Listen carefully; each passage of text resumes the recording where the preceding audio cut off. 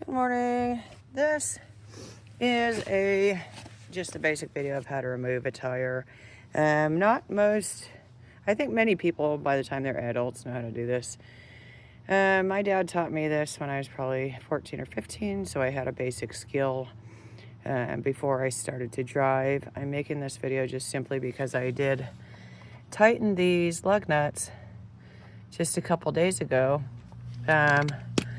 I mentioned this before. I use a torque wrench, so it's foot-pounds of pressure.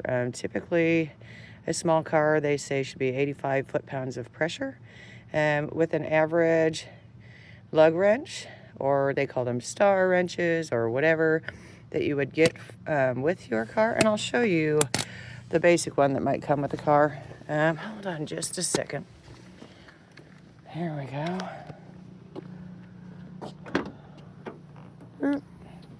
So this, a tire iron or a lug wrench that comes with the car. It could, in case of emergency, loosen up those lug nuts, but it's not ideal for me. I prefer this, but not everyone's carrying one of those in their car.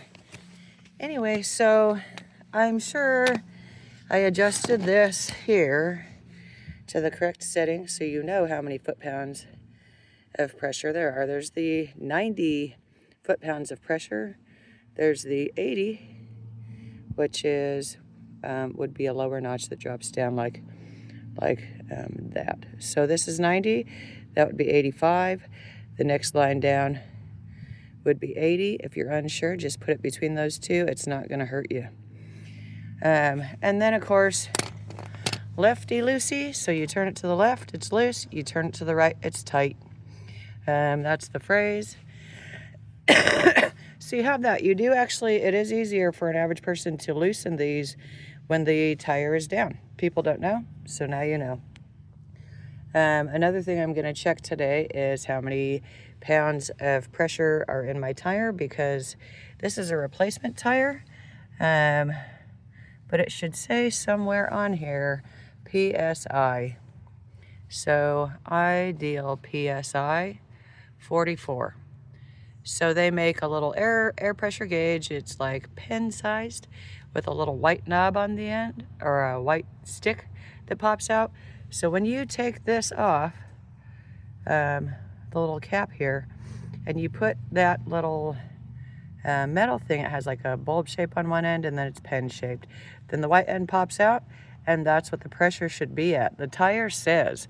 Some people have a preference and think tires should be have less air, or they're supposed to look like that.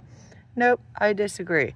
I want it to be at the pressure per square inch, 44, that the tire says, because I know that's right.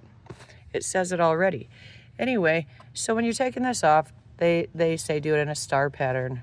You're like, it's star shaped already. Well, so you start here and you just go across. You can go either way. Then when you go across again, you go that way to the other one you didn't get, and so on and so forth until they're all loose. Then after they're loose, but the tire's still on, this is just the jack that comes with the car. Again, I pick one that comes with a slightly larger car because that's my preference, but somebody ran off with my slightly better jack, so this is what I have. Then you look under the frame of the car and where to mount that. So you want this to sit underneath metal that's not going to fold or bend, typically closer to the tire and to the outside of the car. Anywhere in here would be fine. So you just raise that up.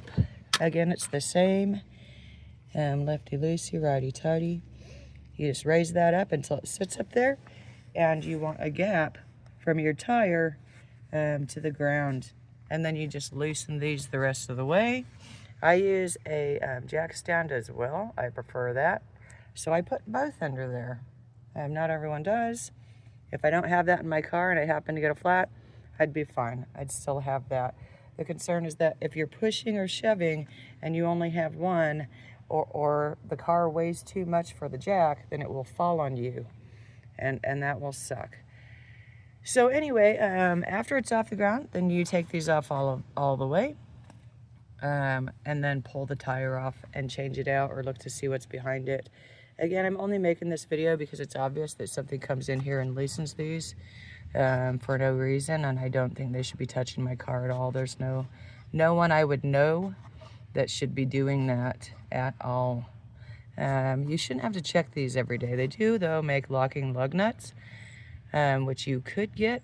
I just get regular lug nuts. This is obviously a replacement. I'm probably going to have to get one more replacement eventually. If these swell or split and you can't get your lug wrench or tire iron or anything on these, you might have to take it somewhere else, like Les Schwab or something, to get a replacement nut so that you can keep working on your vehicle when you need, or in case of emergency, so you could actually get your tire off.